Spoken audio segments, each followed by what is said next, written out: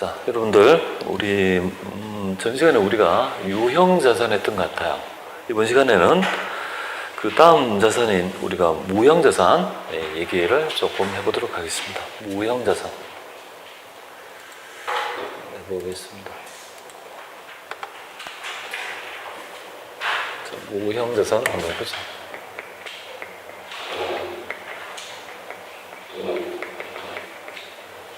자, 무형자산에서 여러분들은 알아야 될 점이 있다면 두 가지에 대한 명쾌한 개념이 될 것 같습니다. 무형자산에서 논점은 여전히 뭡니까? 바로 개발비하고요, 영업권하고 개발비에 대한 논점, 그 다음에 직접상가법, 요거를 그죠? 가장 중요한 무형자산의 논점이 될 것 같습니다. 자, 무형자산이 되기 위해서 우리는 우리 회계업회계준에서는 요구하고 있는 무형자산이 되기 위한 요건이 뭐냐면요. 일단 무형자산은 일단 요건이 우리가 지금 이걸 왜 보여냐면 업무의 사용을 목적으로 보여하는 거죠. 형세가 없다는 말이에요. 그 형세가 없으니까 업무에 사용할 목적이다. 그럼 여기서 가장 중요한 모형은 상각입니다. 상각이 가장 중요한, 배분하는 게 가장 중요한데, 일단 무형자산이 사용하게 되기 위해서 있죠. 요건이 뭐냐면 세 가지 정도가 되나요? 사용할 목적이고, 무형자산이 되기 위한 요건은 일단은 식별 가능성이라는 개념이 필요합니다. 이 식별 가능해야 된다, 이 말은 무형이기 때문에죠. 식별할 수 있어야 된다는 이 개념을 얘기하고 있습니다. 그러면 이제 자산이 되려면요, 기업이 뭡니까? 통제하고 있어야 되죠. 그 자원을 통제하고 있어야 된다. 통제하고 있어요. 그죠? 기업이 자산이 되기 위해서는 통제하고 있어야 된다. 그죠? 그 다음에 여기가 바로 미래 경제적 효익. 자산의 요건에 부합하는 미래 경제적 효익이 있을 것. 이 세 가지 요건. 식별 가능하고 이 세 가지를 모두 만족한다라면요, 바로 우리가 무형자산 될 수 있다라고 합니다. 그 얘기가 여러분들 책 47페이지에 있습니다. 그죠? 47페이지에 보면, 여기 보면 식별 가능성, 그러니까 통제, 뭐 이렇게 되고 있지 않습니까? 그런 얘기를 하고 있습니다. 통제. 그 다음에 뒷장에 보세요.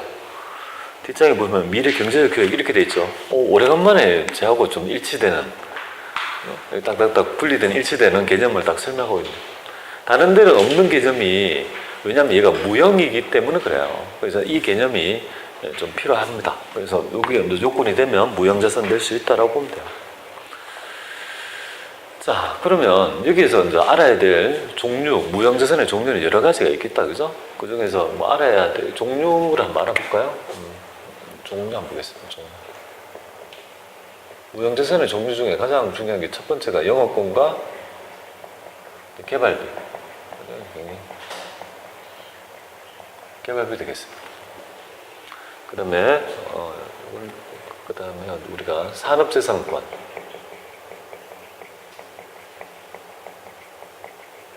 세 번째가 이제 기타, 그죠?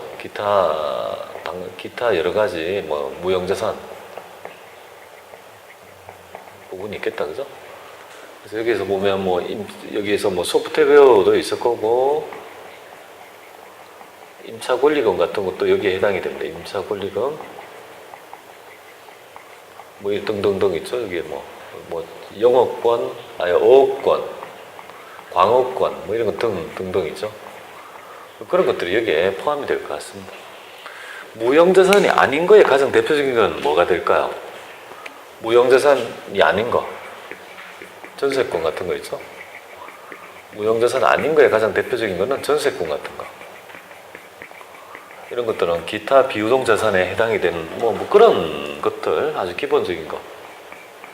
기타 비유동자산에죠. 해당이 된다는 점, 이런 것들이 그냥 기본적인 개념이 될 것 같아요. 그럼 여기에서 마찬가지로 우리 시험에서 초점은 여전히 뭡니까? 영업권과 개발비에 대한 얘기가 되는데요. 되겠습니다. 그래서 이 영업권과 개발비에 대한 얘기를 하면 그렇게 되죠. 영업권에 대한 논점부터 먼저 좀 말씀드릴게요. 영업권하고 개발비에 대한 얘기를 보겠습니다. 영업권하고 개발비 이렇게 되겠습니다. 나눠서 한번 말씀드려보죠. 이 두 개의 큰 차이점이 있다라면 이렇게 좀 나누면 좋겠네요. 이렇게 말고 이렇게 좀 나누면 좋겠어요. 내부 창출 무형자산 중에서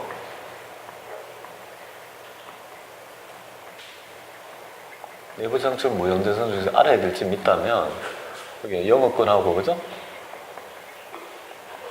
여기 개발비가 이렇게 두 가지가 있는 거예요. 그러니까 내부에서 창출된 무형자산 중에 종류가 이렇게 두 개가 있는 거예요. 그죠? 그러면 여기에서는 알아야 될 점은 영업권은 요건이 좀 필요해요. 어떤 요건이 필요하냐면 오로지 영업권에 되려면 요건이 좀 필요하다. 그죠? 요건이 필요하다. 그 요건이 뭐냐면요. 외부 유상 매입 영업권만 된다 이거죠. 외부 유상 영업권만 그죠? 인정한다 이거. 인정한다 이거죠. 그러니까 반대로 말하면 내부 창출한 그죠? 무형자산은요 인정하지 않는다는 개념이다, 그죠? 여기서 이제 그럼 논점이 되면 이거는 내부 창출 영업권은요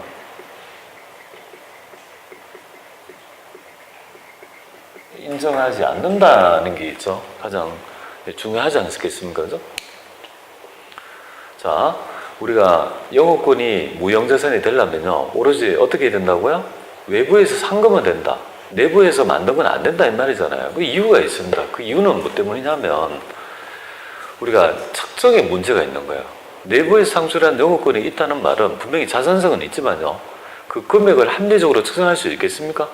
가장 대표적인 내부 창출 영업권이 브랜드 가치 같은 겁니다. 삼성전자의 브랜드 가치 같은 거 있죠.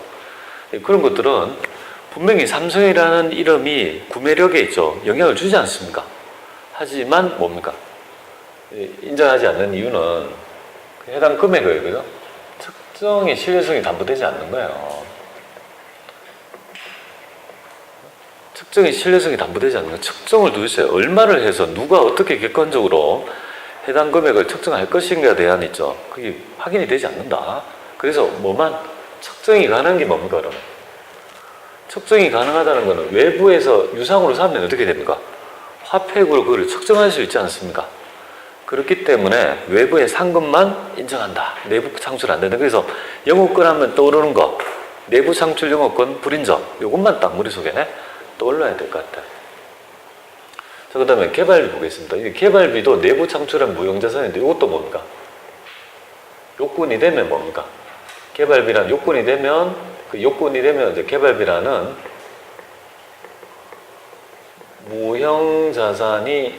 개발비는 무형자산이 될 수 있죠, 그죠? 개발비라는 무형자산이 이제 계상이 자산으로 인식할 수 있다 이 말이에요. 그러니까 여기에서 이제 말장난을 치면 어떻게 됩니까? 여기서 오답 같은 거 한번 볼게요. 오답 이게 잘못된 예볼게요. 모든 내부 창출 무형자산은 모든 내부 창출 무형자산은 자산 계상을 하면 안 된다. 이 말은요. 요거는 요 정답은요. 오답이 되겠습니다. 그죠? 잘못된 답이다. 이렇게 보면 되겠습니다. 모든 내부 창출 무형자산은 그죠? 자산으로 계상할 수 없습니까? 아니잖아요. 내부 창출한 뭡니까? 영업권은 뭡니까? 여기에서 이 내부 창출한 영업권은 인정이 안 되지만 뭔가 내부 창출한 개발비 있죠. 이 개발비는 뭐예요? 무형자산이 요건이 되면 된다는 거예요, 그죠? 그러니까 그 지문이 있었을 때 무조건 영업권하고 헷갈리지 말아요, 그죠? 모든 내부 창출이라는 말. 그래서 그냥 우리는 내부 창출 영업권이라는 말만 들으면 내부 창출 영업권이 안 된다는 말 때문에 이렇게 하면요. 내부 창출 영업권이 안 된다는 거지 무형자산은 요건이 되는 무형자산은 된다는 거예요. 그래서 거기에 좀 그죠? 헷갈리지 않도록 좀 구분을 좀 하시면 좋을 것 같습니다.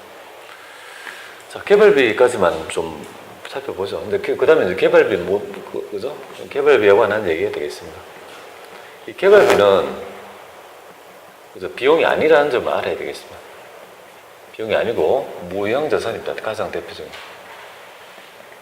근데 이 개발비가 왜 중요하냐면요.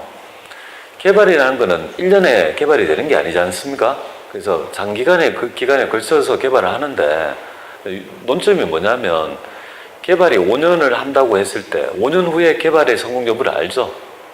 근데 지금 지출되는 개발 1차년도, 2차년도, 3차년도에 개발 지출되는 금액을 도대체 어떻게 처리할 거냐 이거죠. 그게 논점이 되는 거 아니겠습니까? 개발의 성공 여부는 5년 후에 알 수 있다. 그럼 1차년도, 2차년도에 비용, 그죠? 지출된, 개발비로 지출된 금액 중에서 과연 이걸 자산으로 잡을지, 비용으로 잡을지, 그게 논점이 된단 말이에요. 그래서, 이거 한번 보면, 일단은, 우리 지금 회계 기준에서는 이렇게 하래요. 연구 개발이 있으면요. 연구 개발이 있으면 요 단계를 뭡니까? 이렇게 띄어가지고 뭡니까? 연구 단계라는 있죠. 하나의 단계를 하나 구분하고, 그걸 띄어가지고요. 개발 단계라고 있죠. 좀 나눠봐라 이거죠. 개발 단계로 나눠봐라 이거죠. 개발 단계. 나눠봐라. 그러면 여러분들은 여기서 알아야 될 점이 있다면 연구 단계인지 개발 단계인지 도대체 뭐냐 이거잖아요. 그죠? 어떤 것들이 연구 단계고 어떤 것들이 개발 단계인지를 알아야 될 거 아니겠습니까? 일단은 나누어서 있죠. 다른 측정치를 가지고 개념으로 회계 기준에서 정의되고 있으니까 연구 단계는 뭐냐면 내가 지금 개발하려고 하는 개발안 있잖아요. 그죠? 이 개발안에 어떤 탐색을 하고 평가를 해서 선정할 때까지 들어가는 있죠. 그런 어떤 활동을 연구 단계를 하자 이거죠. 개발 단계라는 건 뭐냐면 구체적으로 선정된 있죠. 개발안에 대한 설계랄지 샘플 생산 시제품 같은 거 있죠. 시제품이 아주 상업적인 있죠. 생산 이전에 샘플 같은 거 만들지 않습니까? 이런 어떤 지출을 개발 단계 지출을 하자는 거죠. 그런데 만약에 말이죠. 어떤 지출이 일어났는데 얘가 뭡니까? 연구 단계인지 뭡니까? 개발 단계인지 잘 모르면 어떻게 하냐 이거죠. 이 어떤 지출이 일어났는데 잘 모르겠다. 이게 연구 단계 지출인지 개발 단계 지출이 모르면 어떻게 되겠습니까? 이 지출이 불분명하면 뭘로 본다? 그죠? 이게 불분명하다. 불분명하다면 뭘로 봅니까? 연구 단계로 보겠다는 겁니다. 이유는 왜 그렇겠습니까? 어떤 지출이 나는데 이 부분이 뭔가 불명확하다는 말은 자산성이 될 수 없다고 보는 거야. 얘가 이인지도 저인지도 모르는데 어떻게 자산으로 계산할 수 있냐 이 말이에요. 그죠? 미래에 영향을 미치는지 효과를 모르죠. 그래서 어떤 지출이 났던데 얘 개발 단계인지 연구 단계인지 잘 모르면 어떻게 됩니까? 뭘 본다고요? 연구 단계의 지출을 보겠다 이 말입니다.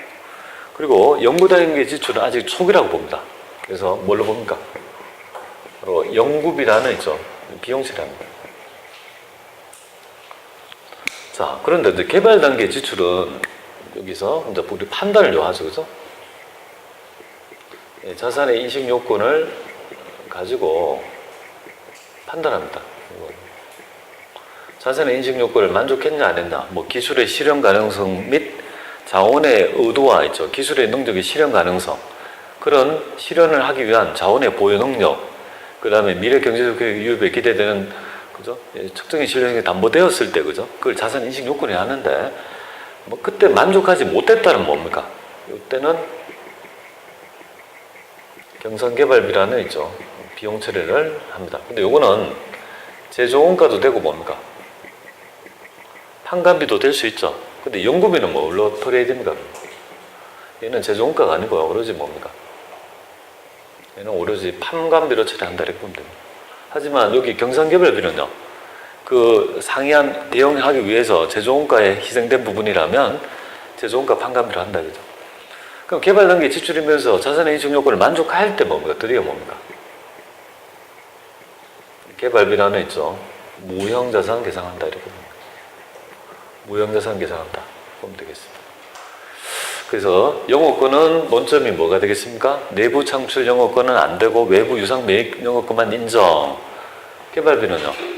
개발 단계 지출해야 돼요. 그죠? 개발 단계 지출이면서 자산의 인식 요건을 만족했을 때 드디어 뭡니까? 무형 자산 된다는 점. 그 점이 가장 중요한 논점이 된다라고 보면 되겠습니다. 그 다음에는 좀 쉬었다가 나머지 산업재산권 하고 나머지 뭐 무형자산에 대한 개념 좀 살펴보도록 하겠습니다. 쉬었다 하겠습니다.